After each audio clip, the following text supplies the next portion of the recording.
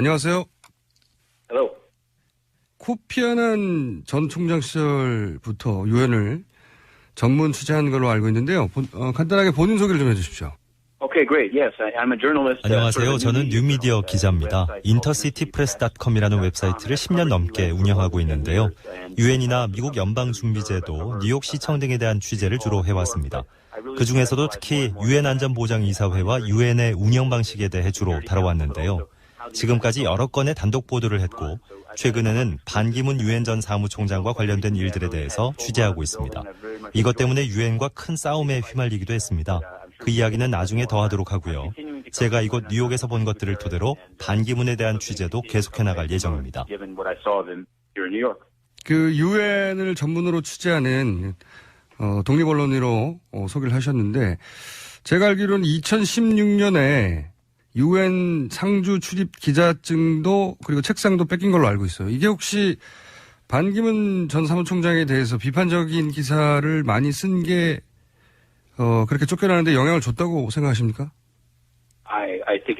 아주 밀접한 관련이 있다고 생각합니다. 사실 반 전 총장에 대한 비판이라는 단어 대신에 여러 문이라고 하는 것이 더 적절할 것 같은데요.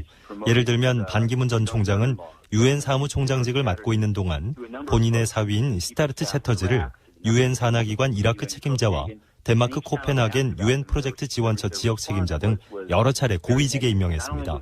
그래서 제가 이 인사 발령에 대해서 유엔 측에 문의했었는데요. 그때마다 굉장히 부정적인 답변을 받았습니다. 2015년 10월이었는데요. 그때 유엔과 관련된 부패 혐의가 처음으로 제기됐습니다. 마카오에 있는 응락생이라는 기업가와 존 애쉬 전 유엔 총회 의장이 연루된 사건이었는데요. 저는 이 혐의와 관련해서 10월에 반 전 총장과 이 사건의 관계에 대해 의문을 제기하기 시작했습니다. 그런데 그 뒤에 무슨 일이 일어났는가 하면 유엔의 브리핑실에서 다른 회의를 취재하고 있던 중에 갑자기 회의장에서 나가달라는 말을 들었습니다. 저는 갑자기 왜 제가 미팅 자리에서 나가야 하는지 몰랐는데요. 결국 한 경비원이 오고 나서야 저는 회의장을 떠났습니다. 이 일이 있고 난 뒤 2주 뒤에 저는 10년도 넘게 취재해온 유엔에서 2시간 후에 떠나라는 통보를 받게 됩니다. 8명의 경비원들이 저를 에스컬레이터 밑으로 떠밀고 길거리로 내몬 뒤에 제 노트북을 길거리에 던지고는 제 기자 출입증을 빼앗아갔습니다. 2016년 4월에는 제 책상을 길거리에 내다 버렸는데요. 저에게는 그 책상이 단순한 책상이 아니었습니다. 다른 동료 기자들과 함께 쓰는 사무실 공간이었고 그 책상에는 반기문의 조카 데니스 반에 관한 문서를 비롯해 제가 10년 넘게 해온 취재와 관련된 파일들이 있었습니다. 저는 유엔이 저에게 이렇게 한 이유가 제가 유엔에 대해 질문을 던진 것에 대한 보복행위라고 강하게 믿고 있습니다. 이와 관련해서 뉴욕타임스 등에도 여러 언론 보도가 있었습니다. 지금은 제가 다시 유엔에 돌아갔지만 예전처럼 유엔 총회에 대한 취재를 혼자서는 할 수가 없게 됐고 제 옆에는 항상 경호원이 따라붙습니다. 전체주의 정권에서나 있을 법한 일이고 정말 납득하기 힘든 일입니다. 그리고 이제 몇 년 전부터 반기문 전 사무총장의 동생이죠. 반기상 씨. 그리고 그 아들 반주현 씨가 입사를 해서 베트남 건물 매각을 진행한 콜리어스 인터내셔널. 이 회사는 유엔과 아무 상관이 없나요? 저는 이 기소가 있기 아주 오래전부터 반주현에 대해 의구심이 있었습니다. 데니스 반이 콜리어스 인터내셔널이라는 회사에서 근무하고 있었기 때문인데요. 콜리어스 인터내셔널은 말하자면 유엔 빌딩의 임대주라고 할 수 있습니다. 유엔으로부터 임대료를 받는 회사죠. 저는 그래서 데니스 반이 콜리어스 인터내셔널에서 일하는 것이 가능한지에 대해서 유엔에 문의하곤 했습니다. 반주현 씨가 베트남에 있는 빌딩을 매각하려고 시도한 것 이전에 반기문 전 총장이 자신의 친척이 유엔의 임대주라고 할 수 있는 회사에서 일하게 했다는 것 자체에 문제가 있다고 생각합니다. 저는 이것이 전혀 납득이 되지 않았습니다. 유엔 고위직 인사의 친인척이 유엔 연관단체에서 이익을 내는 것에 대해서 규정이 있어야 한다고 저는 주장했습니다. 저는 이미 2015년 5월에 반기문의 대변인인 스테판 두자릭 씨에게 반기문의 조카에 대해서 물어봤습니다. 사실 그뿐만 아니라 반주현 씨는 이 기소건 외에도 문서를 조작한 것 때문에 벌금을 낸 것으로 알고 있습니다. 하지만 유엔은 이것과 관련해서 그 어떤 답변도 내놓지 않았으며 유엔을 담당하는 다른 기자들은 이 사건에 대해서 취재를 하지 않았습니다. 반기문이 이 사건에 대해서 모른다고 말하는 것은 전혀 말이 되지 않으며 정말 화가 나는 일입니다. 왜냐하면 2015년 5월 15일에 제가 공개적으로 그의 대변인을 상대로 반주현 씨가 왜 반기문 전 총장의 지위를 이용해서 부동산을 사들일 수 있었는지에 대한 의혹을 제기했기 때문입니다. 반기문 총장이 그 후 이 사건과 관련해 무슨 일을 했는지는 모르겠습니다. 다만 이 기소권에 대해서 아무것도 모른다고 말하는 부분에 대해서는 의심을 가질 수밖에 없습니다. 그 콜리어스가 유엔의 랜드로드라고 건물주라고 표현한 것 같은데 좀 더 구체적으로 부동산 거래를 중개하거나 혹은 유엔 관련 건물이 콜리어스 소유의 빌딩에 들어가 있거나 그런 건지 좀 구체적으로 설명해 주십시오. 좋은 질문입니다. 콜리어스는 유엔의 임대주입니다. 뉴욕의 304 이스트 45번가 주소에 건물이 있는데 콜리어스 인터내셔널이라는 간판도 붙어 있습니다. 콜리어스 인터내셔널이 유엔 본부에게 건물을 빌려준다는 것이 다 알려진 사실이다. 번번이 얘기해 왔습니다. 그렇기 때문에 유엔 사무총장의 조카가 이 회사에서 일하는 건 이해관계의 충돌입니다. 그리고 콜리어스 건 외에 베트남 건물 매각 건에 대해서도 반주현은 반기문의 친척이라는 지위를 이용하려고 했습니다. 내 삼촌이 반기문이기 때문에 이 건물을 매각할 수 있다고 한 거나 마찬가지였는데요. 실제로 기소 시점과 반주현 씨가 건물을 매각하려고 했던 시점이 딱 맞아떨어지는 기간인 2013년 9월 24일에 반기문 전 총장은 카타르 국왕과 그 당시 노스론 빌딩 안에 있던 자신의 유엔 사무실에서 만났습니다. 저는 이 건물과 관련된 이야기가 나왔는지를 확인할 수 있게 그때의 녹취 파일과 실제 미팅 기록을 받을 수 있는지에 대해서 물어봤지만 거절당했습니다. 검찰이 사건을 조사하는 데 있어서 이런 녹취 파일 등이 필요할 텐데 확보하려고 하지 않았습니다. 아무래도 상대가 유엔 사무총장이기 때문인 것 같습니다. 저는 반 전 총장이 자신의 조카가 건물 매도를 시도했는지에 대해서 미리 알고 있었다고 생각합니다. 하지만 그 사실보다도 카타르 국왕과의 면담에서 이 사안에 대해서 얘기를 했는지 안 했는지에 대해선 꼭 알아야 한다는 겁니다. 반기문 전 총장이 실제로 언급을 했는지 저는 모르지만 완전히 불가능한 일도 아니라고 생각합니다. 이번에는 그 반주현 관련해서 그 반주현 씨가 이 카타르의 건물을 팔기 위해서 그 카타르의 관료를 매수하려고 50만 달러를 뇌물로 건네줬다는 브로커가 있습니다. 그 브로커가 말콤 해리스라고 알려졌고 이 사람이 최근에 체포가 됐는데 그런데 이 말콤 해리스는 유엔과는 아무 상관이 없는 사람인가요? 제가 그와 관련된 기사도 쓴 적이 있는데요. 말콤 해리스가 2007년에 유엔과 함께 진행하는 프로젝트에 대해서 자랑하고 다닌 적이 있습니다. 디자이너스 포 다르푸르라는 프로젝트를 진행하고 있고 그 당시 안토니오 후테레스가 수장이던 유엔 난민기구와도 사업을 진행한다는 이야기를 했습니다. 해리스는 이미 그때 유엔 쪽에 발을 넣고 있는 상태였죠. 물론 그는 최근에 멕시코에서 체포되긴 했습니다. 어쨌든 말콤 해리스는 자신이 유엔과 관계가 있으며 유엔과 사업을 진행했다고 얘기한 적이 있는데 지난주 금요일에 저는 유엔에 말콤 해리스와 관련된 파일을 찾아달라고 요청했지만 이것에 응해주지 않았습니다. 질문에 계속 답변하자면 제가 반기문 전 총장이 유엔을 떠난 이후에 반 전 총장과 관련된 질문을 할 때마다 유엔 측에선 저에게 반 전 총장의 새로운 대변인 이도훈이라는 사람에게 문의하라고 얘기하고 있습니다. 하지만 제가 가진 이 모든 질문들은 유엔과 관련된 질문이고 반기문 전 총장이 유엔에 있는 동안에 있었던 일들입니다. 반기문 전 총장은 임기 중에도 제 질문에 제대로 된 답을 준 적이 없는데 퇴임 후인 지금은 제 질문에 대답을 더 안 할 겁니다. 그래서 유엔 쪽에서 답변을 해줘야 한다고 생각합니다. 그러면 유엔 난민기구하고 일한 적이 있다고 말콤 해리스 본인 입으로 2007년에 말한 적이 있다. 그건가요? 확인해보자면 다시 한번. 그렇죠. 그 발언과 관련된 기사도 있습니다. 해리스가 자신이 유엔과 함께 진행하는 프로젝트에 대해서 자랑하고 다녔습니다. 말콤 해리스가 자기 PR을 위해서 했는지도 모르겠지만 안젤리나 졸리에 대한 언급도 했는데요. 공개적으로 유엔 프로젝트에 대해서 한 발언들이 기사로 게재됐습니다. 자, 그 다음 질문은 그러면 이제 반기문 사무총장의 이제 두 번째 남동생이죠. 반기호 씨가 미얀마의 광산 사업과 연관이 있다라고 하는 주장을 하신 기사를 읽어본 적이 있는데 이 반기호 씨가 미얀마를 방문했을 때도 유엔 델리게이션이 함께 했었다라고 하는 기사를 읽은 적이 있어요. 관련 내용을 좀 설명해 주세요. 네, 제가 이것과 관련해서도 질문을 던진 적이 있습니다. 아마 그래서 유엔에서 저를 싫어했던 걸 수도 있죠. 알고 보니 반기호 씨가 미얀마에 두 개의 다른 회사를 가지고 있었는데 하나는 KD 파워라는 회사였고 다른 하나는 보성 파워텍이라는 회사였습니다. 여기서 문제는 그가 유엔 미얀마에서 사업을 할 수 있게 된 것과 관련해서 미얀마 유엔 대표단으로도 기재돼 있었다는 겁니다. 이것은 명백한 이해관계 충돌입니다. 유엔 사무총장의 남동생이 유엔 대표단에 속해 있다는데 미얀마 정부 측에선 과거의 군부와 현재 난민 등의 문제로 인해 유엔으로부터 오랫동안 비판을 받아온 상황에서 당연히 수주를 허락해 주지 않겠습니까? 하지만 유엔은 이 부분에 대해서 그 어떤 해명도 하지 않았습니다. 제가 이것과 관련해서 유엔 브리핑룸에 질문을 했던 날 유엔의 한국 대표부에서 반기호와 관련해 제가 가지고 있는 모든 정보를 요구하는 연락을 받았습니다. 그들이야말로 제 질문에 대답을 해줄 수 있지 않을까 해서 제 질문들을 보냈습니다. 며칠 후에 웹사이트 중 일부가 사라졌습니다. 다행히도 제가 웹사이트에 캡처본을 보관하고 있었지만 유엔의 한국 대표부가 반기문과 관련된 사건들을 덮는 데 도움을 주려는 것처럼 보였습니다.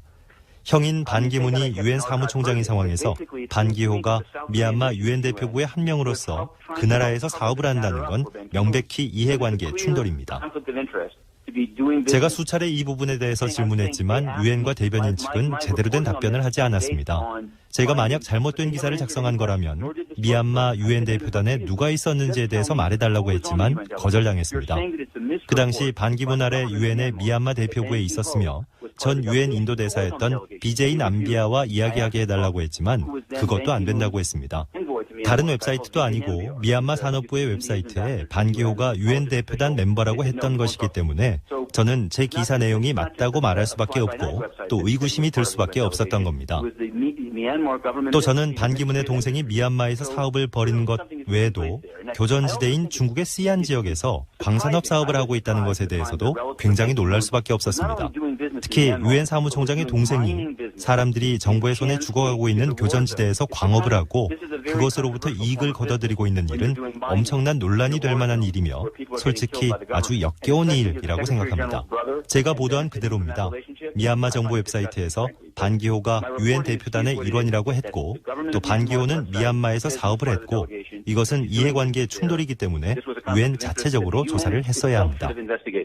그러니까 여기서 핵심은 반기문 사무총장의 두 번째 동생 반기호 씨가 미얀마에서 사업을 했는데 그 사업을 위해서 미얀마를 방문했을 때 유엔의 델리게이션의 일원으로 미얀마를 방문했다고 미얀마 정부 홈페이지에 게재되어 있었다. 근데 그 사실을 가지고 유엔에 질문을 했더니 며칠 후에 그 홈페이지가 삭제됐다. 이런 얘기죠. 자, 그렇다면 조카는 카타르 투자청을 대상으로 해서 베트남의 건물을 팔려고 했고 그때 반기문 총장의 명성을 이용했다는 게 기소장의 내용인데 그런데 반기문 총장이 카타르 정부와는 특별한 관계에 있었다고 보십니까? 네, 그렇다고 생각합니다. 이 사건이 터지기 이전에도 저는 반기문 전 총장이 카타르 정부가 지원한 비행기를 타고 다닌다는 사실을 들었습니다. 가자지구 내전 기간 중이었는데요. 공식적인 발표는 아니었지만 유엔 대사 중 한 명이 저에게 반 총장이 분쟁 조정을 하러 가는 자리에 카타르에서 지원한 비행기를 타고 갔다고 불평을 털어놨습니다. 저는 여러 차례 누가 반기문 총장의 중동 방문을 재정적으로 지원하는지에 대해서 물어봤습니다. 카타르가 후원한다는 부분을 유엔이 인정하기까지 3일이 걸렸습니다. 그래서 저는 그것이 도덕적으로 옳은지 또 최소한 이런 사실이 공개돼야 하는 것인지에 대해서 의문을 제기했습니다. 그것도 아니면 반 전 총장이 자비를 들여서 했어야 하는 게 아닌지 카타르에서 이 비행을 후원받고는 그 사실을 숨기려고 했는지 수상쩍다는 생각이 들 수밖에 없었습니다. 그러면 안 됨에도 불구하고 반기문 전 총장이 카타르에서 지원하는 전용 비행기를 타고 다녔다는 사실을 유엔의 대사들이 알기 때문에 반기문 전 총장의 조카가 삼촌을 이용해서 카타르가 건물을 사들이도록 하겠다고 얘기할 가능성이 충분히 있다고 생각하는 겁니다.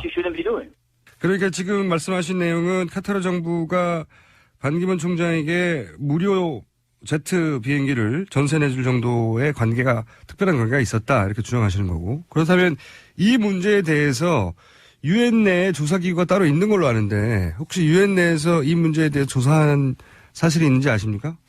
To my knowledge, none. And that's really 제가 one of the 알기로는 problems. 없고 이것은 아주 심각한 문제입니다. 그 기관에서 부정한 일이 생길 경우에 괜찮은 건지 아닌지에 대해서 조사를 해야 하는데 반기문과 관련된 이 모든 일들과 관련된 조사를 진행한 적이 없다는 겁니다. 이 조사기구가 유엔 총장의 비리에 대해서 조사를 하기는커녕 오히려 반기문 전 총장이 내부 고발자를 뒤쫓는 데 사용하는 도구가 됐습니다.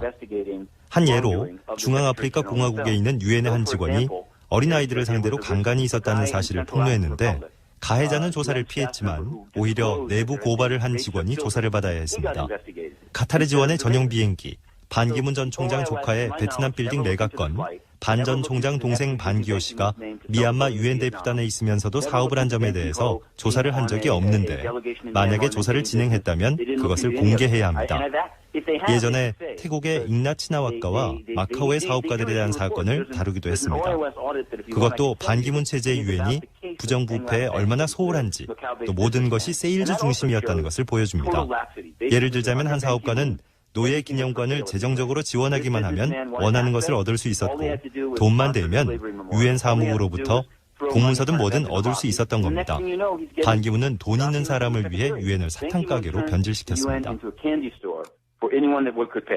반기문 가족에 대한 의혹에 대해서는 잘 들었고요. 반기문 전 총장이 그런데 한국에서 아마도 대선에 출마할 걸로 지금 예상이 되는데 혹시 이 반기문 총장의 출마에 대해서 유엔에 와 있는 각국 외교관들이 어떻게 생각하는지 공식적으로는 이런 외교관들이 이제 평가를 안 하니까 이런 사안에 대해서는 혹시 사석에서나 백그라운드에서 들어본 이야기가 있는지 궁금합니다.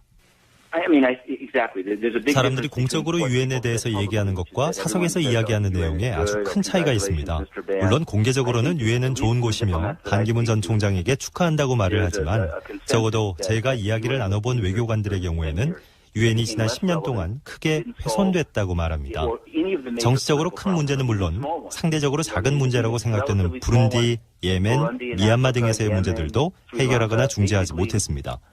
반기문 전 총장은 각 당사국으로부터 존중을 이끌어내지 못했으며 그나마 이뤄낸 게 있다면 파리 기후협약인데 이것은 반 전 총장이 없었어도 체결됐을 겁니다. 어쨌든 솔직히 말하면 유엔에서 일하는 대부분의 사람들은 이미 반 전 총장에 대해서 크게 신경 쓰지 않고 새로 취임한 사무총장에 더 집중하자고 말합니다. 저 역시 신임 총장에게 관심을 갖고 있습니다. 얼마 전에도 후테레즈에 대해서 단독 보도를 한 바가 있습니다. 하지만 유엔 내부의 대체적인 생각은 반기문이 신족 등용과 부정부패뿐 아니라 무능함으로 유엔의 격을 떨어뜨렸다는 겁니다. 지난 10년 동안 반기문이 해소한 국제 분쟁이 단 한 건도 없다고 생각하는데 솔직히 아주 형편없다고밖에 볼 수 없습니다. 한 예로 현재 시리아 특사로 있는 스테판 데 미스트라는 반기문의 사위를 고위직에 선출했고 이것으로 인해 반기문 전 총장의 측근이 될 수 있었던 겁니다. 유엔의 시리아 특사로 알려진 스테판 데 미스트라는 인도 군 출신이며 반기문의 사위인 스타르트 셰터지를 승진시켜줬고 반기문 전 총장의 친구가 될 수 있었습니다. 반기문 전 총장이나 그의 가족을 위해서 뭔가를 한 모든 사람들은 무능하더라도 유엔에서 대스타가 될 수 있습니다. 저는 금요일에 주 유엔 미국 대사인 사만사 파워에게 반기문 전 총장 가족의 부패 혐의에 대해서 물어봤습니다. 그녀는 유엔과는 아무런 상관이 없는 사건이라고 대답하더군요. 전 세계에서 반기문을 좋아하는 나라가 딱 한 곳이 있는데 바로 그곳이 미국입니다. 반기문 전 총장은 한반도 사드 배치에 긍정적인 입장을 표명했고 또 사우디아라비아의 연립정부를 이끌었는데 이것도 미국의 지지를 얻었으며 수많은 아동을 살해한 예멘의 폭격으로 이어지기도 했습니다. 하지만 반기문 전 총장은 그 이후에 사우디아라비아를 유엔의 블랙리스트에서 제외했습니다. 물론 유엔이 한국의 대통령이 누가 될지를 정하진 못합니다. 하지만 반 전 총장은 단 한 번도 중국, 러시아 등 세계 강국들을 비판하려고 하지 않았고 모두를 만족시키기 위해서 노력했습니다. 결국 이 모든 것이 본인이 한국에서 대통령으로 출마하기 위해서 한 것들이었습니다. 하지만 그 과정에서 그는 유엔의 격을 낮추고 신뢰를 떨어뜨렸으며 그 결과 유엔은 현재 겨우 생명만 유지하고 있는 상태입니다. 알겠습니다. 오늘 말씀 잘 들었고요. 새로운 취재 결과 반기문 씨